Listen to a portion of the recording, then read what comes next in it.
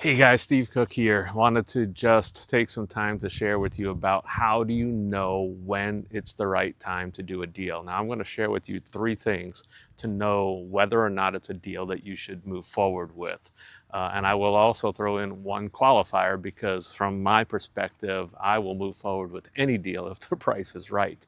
And, I'm famous for telling people, well, if you could buy it for $1, would you buy it? And they always say, well, of course I would at that point. And I say, well, then there is no other criteria that's important to you other than price. As long as the price is right, you would buy just about any deal.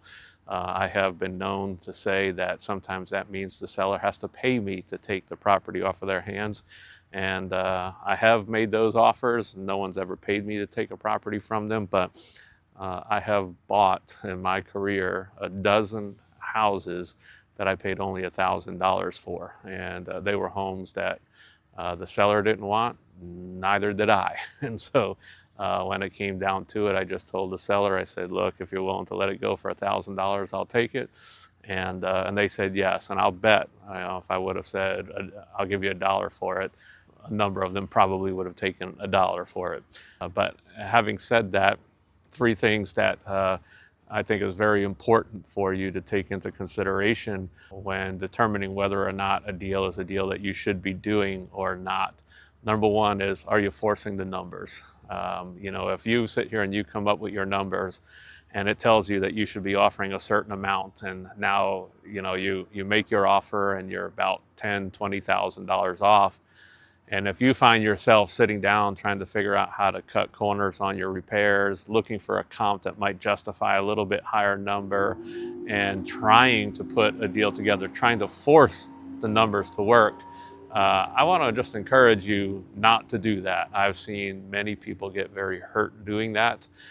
Sometimes you can be in a very forgiving market. Recently in 2021, we saw just values skyrocketing, prices going up, and that's a forgiving market. It allows you to make mistakes, and you can buy a house, and just by nature of owning that house, you're going to make money because it's going up in value whether you do anything to it or not for the next few months. But you don't have that luxury right now. Most places in the country are pretty stable, stagnant, maybe even decreasing. And so you've got to nail your numbers.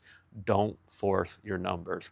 When too many people are out there forcing the numbers, they're driving the wholesale value of properties up, and those are investors who come and go. The guys who stay in this business for the long haul are people who hold true to their numbers.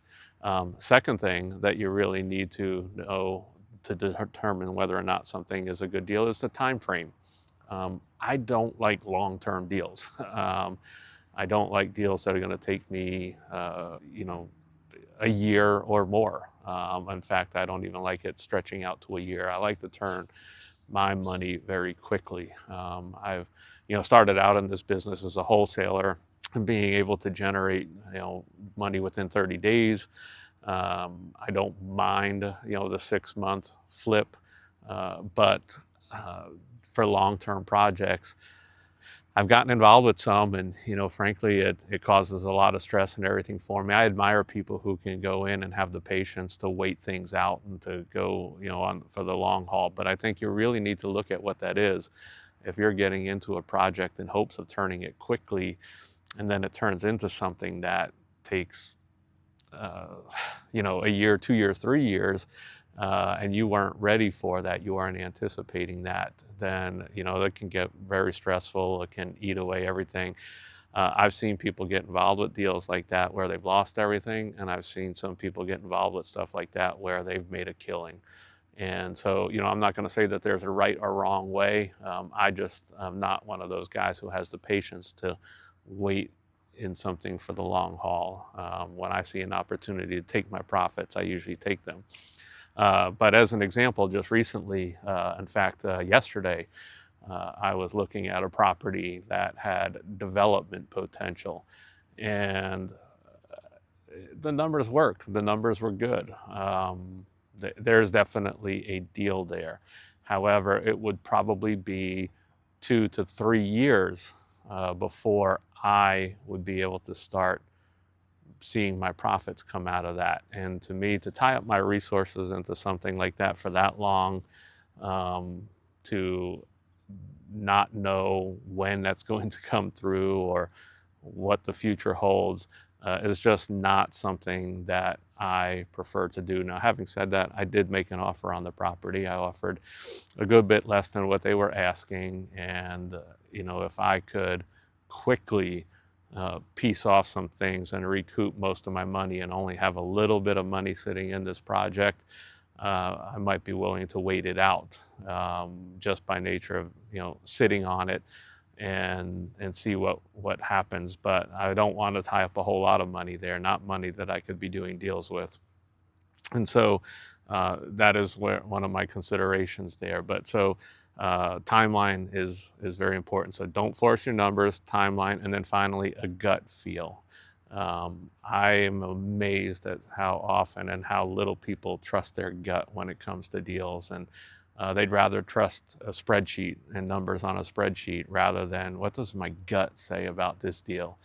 I've always had that gut feel, but I think that part of that came from the very first guy who took me out and was showing me what he was doing and sort of coaching me a little bit and telling me.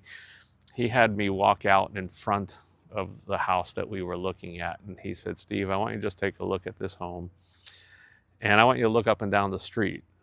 And he said, "Now, who's going to live in this home when we finish it? What kind of, is it going to be a family? Is it going to be single? Is it going to be a couple?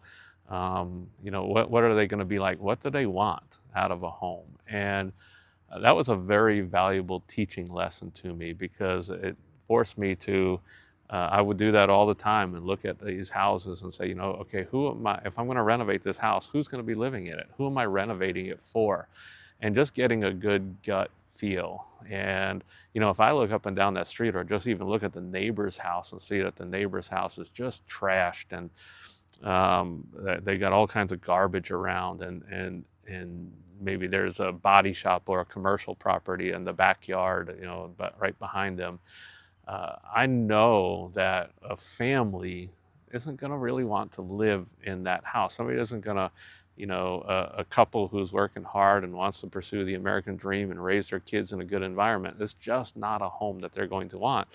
And so a number of things happen at that point as far as that home is concerned. The value of that house drops because my market for buyers drops significantly. And I might have to look at it then from a different perspective. Who does want to live here? Or who does want this property? Or, there is commercial business right here behind it. Can I turn this into commercial? Does somebody else want it? But I have to look at it with a different eye and recognize that I'm not going to be able to maximize the value of it from the perspective of renovating it so that a family would want to live in that house.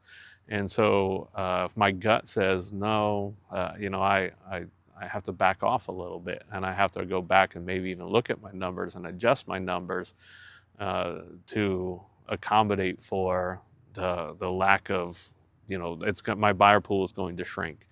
And so I need to factor that into my numbers. I also have to recognize that it might take me longer to sell it because of the situation. So I really trust my gut. When my gut says this is a good house, I would want to live here. My family would love to be here.